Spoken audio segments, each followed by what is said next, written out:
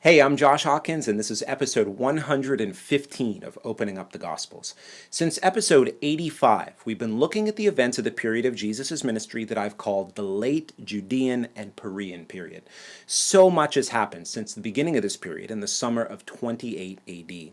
Luke's Gospel narrates this 8 to 9 month time after Jesus rejects Galilee and then ministers primarily in the southern parts of Israel. We saw him in Jerusalem at the Feast of Tabernacles in October and the Feast of Dedication in December. We saw him predict his suffering again, and we saw him teach and continue to bring division to the people of Israel, just as he did up in Galilee. And today I'm going to give a brief introduction to the final period of his 2-year ministry called Passion Week or Holy Week. This last period really is the crescendo of the story of the Gospels. All of the currents that have been flowing since Jesus' early days of life and ministry really come together in this 7 days. Because of this, the gospel accounts detail this last week in so much more detail than any other sequence of events in the last 2 years of Jesus' ministry. Take a look at this. We began with the early Judean ministry, the time when Jesus was baptized to his departure up to Galilee. This span of a few months is narrated by Mark 1, Luke 3 and 4, and John 1 through 3. Then we came to the early Galilean ministry, which stretches from Jesus' return to Galilee after the Passover in April of 27 to early of 28 AD, when Jesus called the 12. Almost an entire year is narrated in Mark 1 and 2, Luke 4 and 5, and John 4 and 5. The next period, the Middle Galilean period, stretches from the spring of 28 to the sending of the 12, which occurred just before the Passover in April of 28. In perhaps this 2 month time span, Mark gives us chapters 3 through 6, Luke gives us chapters 6 through 8, and John gives us nothing. Moving on to the late Galilean period, we begin with the feeding of the 5,000 in April of 28 and move forward about 6 months through the fall of 28, ending with the transfiguration and the healing of the boy. Mark gives us chapters 6 through 9, Luke gives us chapters 8 and 9, and John gives us chapter 6. Now, the late Judean and Perean period, spanning from fall of 28 through April of 29, we have nothing from Mark, chapters 9 through 17 of Luke, and a good chunk from John in chapters 7 through 11. Now look at this. For Passion Week, the last 7 days of Jesus' life, we have the rest of the Gospels. Mark 11 through 16, Luke 17 through 24, John 12 through 21, and of course a similar amount in Matthew's Gospel. Do you see how much detail the authors of the Gospels give us for this week? It's astounding. There's so much that Jesus said and did that didn't get recorded. I mean, God in the flesh spent 2+ years walking around Israel, and all we have is about 65,000 Greek words in the 4 Gospels. Now, if the average person speaks about 150 words per minute, that's only a little over 7 hours of talking. Guys, Jesus walked the earth for over 32 years. I hope you just feel how crazy this is. I don't think the Apostle Paul was exaggerating when he used the phrase, the unsearchable riches of Christ in Ephesians 3. There's just so much about him that we have yet to discover. This week is sometimes called Holy Week or Passion Week. Passion just coming from the Greek word pascho, which means to suffer.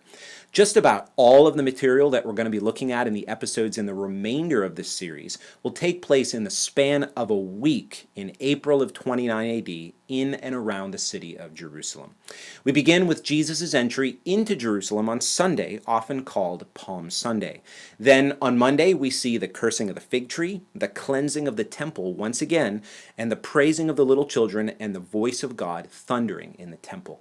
I can't wait to develop all these scenes and events for you because they're so significant in light of everything that we've been developing thus far in this series. Then on Tuesday, we have a busy day, beginning with seeing the withered fig tree, then parables and teaching, and then many woes to the Pharisees and the Jewish authorities, and closing with Jesus' predictions of the destruction of the temple. It's on Tuesday that Jesus' public ministry comes to a close. Wednesday is a day of rest, but not without incident. It's on Wednesday that Judas agrees to betray Jesus. Then Thursday and Friday are by far the most detailed, most significant days where we see Jesus betrayed, arrested, crucified, and buried. I won't go through all of the events right now in this brief overview, but don't worry, I'm going to take the time to develop everything in detail. As we look at Passion Week, we'll see some striking things about the way that the Gospels narrate it. There have been times throughout our look at the story of Jesus' life where it can be difficult to see how all the Gospels relate together. But with Passion Week, Matthew, Mark, Luke, and John all come together like a beautiful symphony and a mighty river. There are some times where the various accounts add or leave out specific details, but as a whole, all four Gospels narrate the breathtaking drama of the climax of this story of the Gospels.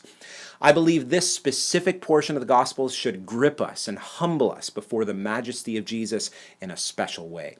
It's here where we see the highest expression of what God is like up to this point in the story of Scripture. We aren't supposed to look past the humanity of Jesus and discover God's love and mercy and wrath. We're supposed to look at it. This is the one true God, the God of Abraham, Isaac, and Jacob, being revealed to us. It's so dramatic. And finally, as the story of the Gospels culminates, we're given so much insight from Jesus himself about his return, his future kingdom, his continuing covenantal dealings with Israel, and even the role of the Gentiles in the story. So many of the things Jesus says and does during this time are full of theological significance.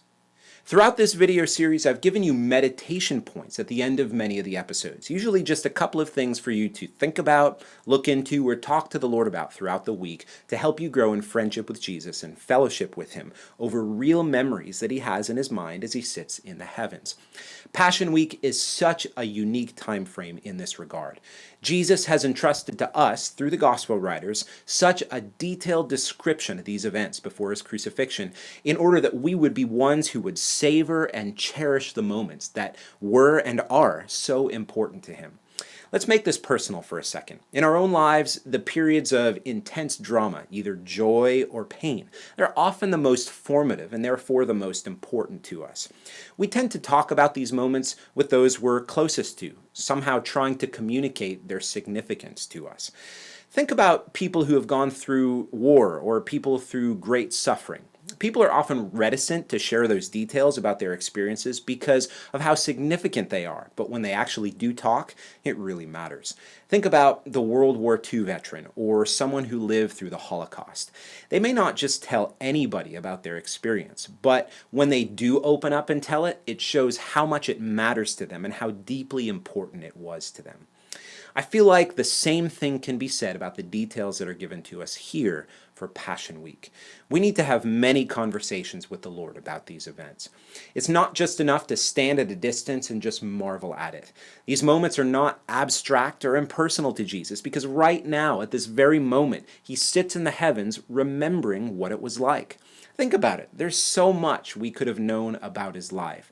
I mean, John, at the end of his gospel, he says that not even all of the books in the world could contain the things that could be written about Jesus. We don't have those things, but we still trust God's wisdom in giving us what we do have. And so therefore, the detail that we do have in this last week is here for a reason, because it's important to Jesus, and therefore it should be important to us. As ones who seek to love Jesus with all of our heart and soul and mind and strength, we should care enough to get the details clear concerning his suffering. I don't want to be one who stands before Jesus in the age to come knowing that there were storylines of movies and novels that I knew better than the details surrounding the cross. I don't want fuzzy, ambiguous knowledge of what happened. My knowledge of the details is definitely not where I want it to be, and I want to grow in it more. And I hope for you can come away from these videos with the same desire. This isn't just about having our sins forgiven. That's important, but that's not the end. This is about knowing the details deeply because Christianity is about Jesus, not about us. I think that especially here in the West, the center of gravity of what Christianity is all about has shifted from being primarily about us instead of being primarily about Jesus. In many ways, Jesus has become a means to an end, and therefore the cross becomes a means of convenient forgiveness where we feel like we don't even need to bother with the details. The point of the cross was not primarily to make much of us or to show our worth. It was to show Jesus' worth and what God is like. It shouldn't be enough for us to just have some fuzzy, ambiguous knowledge where we just say, oh yeah, he went to Jerusalem and there was Monday and Tuesday and Wednesday and Thursday and then the Passover and then he died and rose again. Sweet. We can't be content with that. This isn't about what we will get out of it. It has everything to do with His worth and who He is. We want to relate to Him on His terms, not just what's going to help us tomorrow and make us feel better. To make this personal, think about your best friend or your spouse. Let's say they go through some horrendous experience, and they tell us the story, but no matter how much they tell us, we just can't seem to get the details right. Think about how insulting that would be to them. Now, Jesus is so kind and so patient, but I do think there has to be a shift in our hearts related to these events with Jesus, the one who we love and treasure as Christians. I'm not trying to be heavy or intense here. I just want to help shift your perspective so we begin to look at these events. Let's love Him and treasure Him for who He is, not just for what He can do for us.